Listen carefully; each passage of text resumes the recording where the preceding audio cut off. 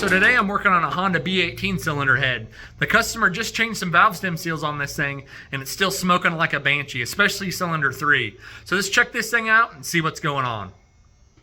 This thing was really smoking, especially in cylinder 3. Check out this exhaust port. Jeez. So I'm gonna throw this thing in my wash, change them seals out and get it surfaced up. All right, I just pulled the head out of the wash. I got this vacuum gauge here. I'm gonna pull vacuum on each port to make sure these valves are gonna seal properly.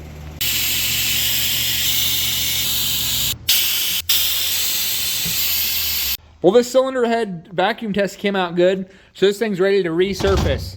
Let's give it a little once over though. This thing was smoking like he was saying. Cylinder 3 was severely wet. All these other ports look like they were definitely burning some oil with all the carbon deposits in there. On the top looks okay. And same on the intake, kind of just generally looks okay. The combustion chamber side just has a bunch of deposits. This thing probably has a bunch of miles. So let's get this thing in the surfacer. But first I'm gonna bump the ports a little bit with my wire brush and break off a little bit of extra carbon deposits, and then I'll get it in the surfacer.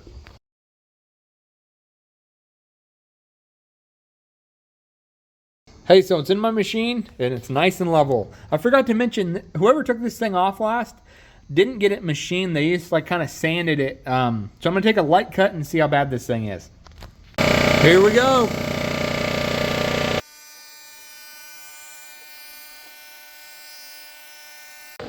Well, here's what it looks like after a thou. It's not even close to flat. It's not even touching up here.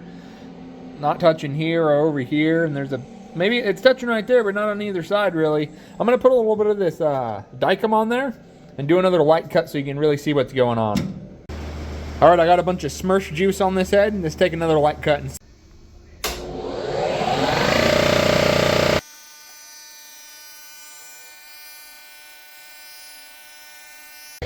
This is what it looks like after another half thou, so we're at a thou and a half total. Someone ran the dang Smurf out of this thing. They probably ran it with no Smurf and water in it either. So let's take another couple cuts and get this thing flat. Alright, that's enough Smurfing around. I'm guessing this thing's probably going to clean in probably 4 thousandths total. Let's see what it's going to take though. Alright, I just cranked it down to thousandths. Let's let it eat.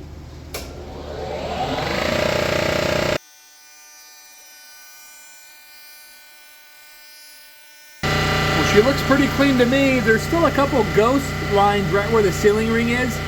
So I'm gonna do a half a thou this way and a half a thou back. That should do it.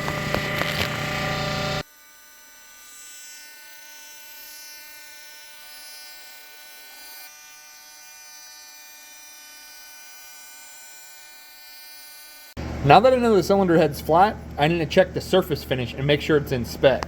This is a profilometer. It has an arm right here. It runs across the surface, has a little needle, and measures how rough the surface is. It gives me a RA number, a rough average. So let's hit this button. Anything under 25 is perfect.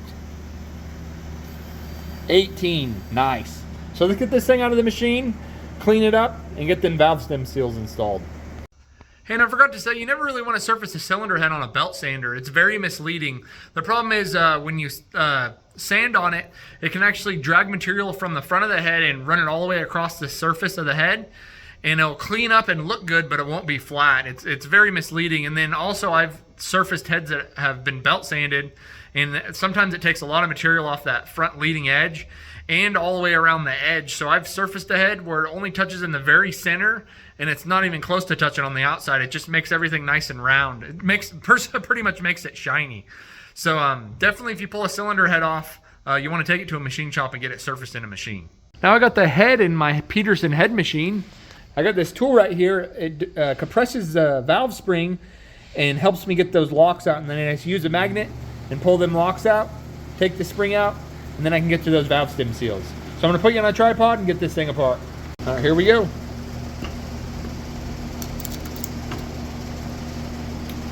You always need to have one of these little snap-on screwdrivers. They're real handy.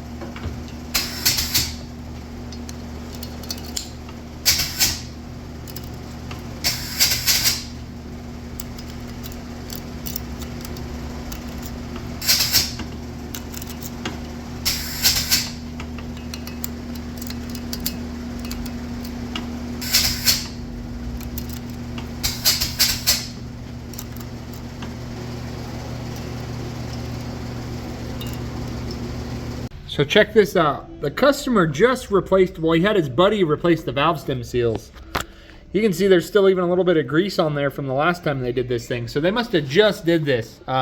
Still had the issue and pulled the head back off.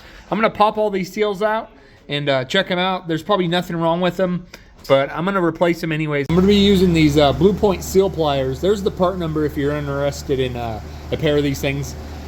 They work awesome. I use them all the time.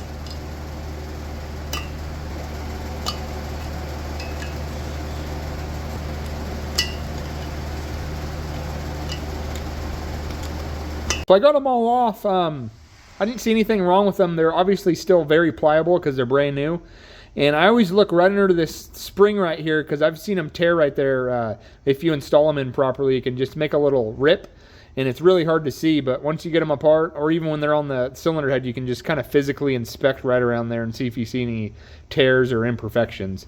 So I'm going to get the new ones installed. The customer supplied me with a brand new set of Fel-Pros, probably the same ones that I just pulled off. So all right, now I'm just putting a little bit of oil on the stem of the valve.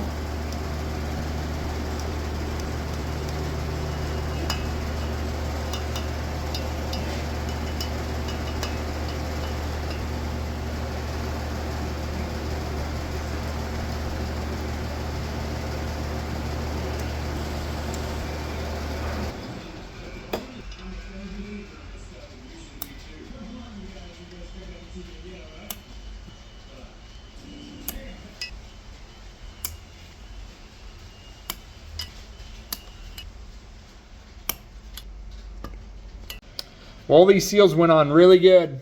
Now it's time for some valve springs and some valve locks.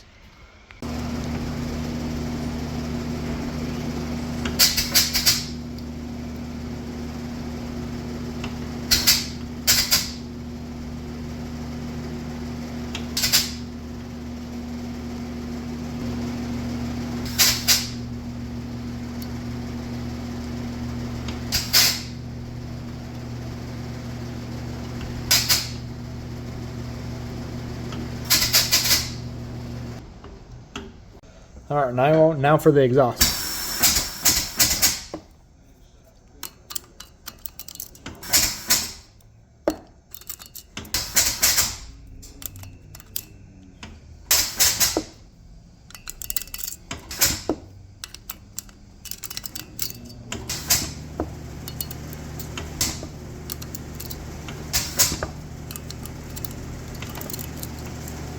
All right, kind of same situation here. Everything looks new. I don't really see anything that looks funny. Oh, wait. Oh, there we go. He used red grease, I guess, on this seal and valve. That's the problem. Well, there you go. I found the problem. Different colored grease in a different hole. It's going to cause big problems. So let's get these seals off and change them out. So I didn't find anything wrong with those seals I took off, so I got these all oiled up, and now I'm installing the new ones.